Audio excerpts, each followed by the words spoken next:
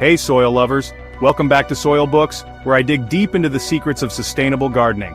Let me ask you a quick question. What do you do with your used coffee grounds?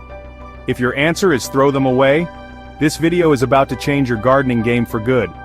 Today I'm sharing 5 genius ways to use coffee grounds in your garden to boost plant growth, improve your soil, and even keep pests away, all straight from your morning brew. Here's something wild.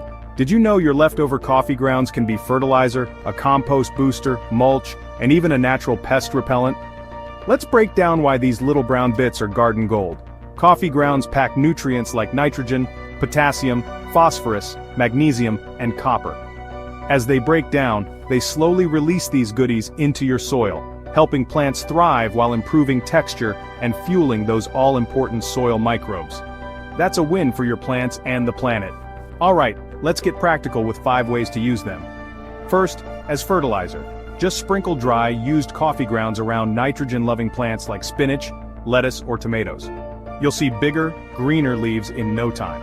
Second, toss them in your compost. Coffee grounds are a green, or nitrogen-rich material, so they help balance out brown stuff like dried leaves or paper. That means faster, richer compost. Third, pest control. The gritty texture and scent of coffee grounds can keep slugs, ants, and even nosy cats away. A simple ring around your plants can work wonders. Fourth, soil structure. Coffee grounds help loosen heavy clay and hold water in sandy soils.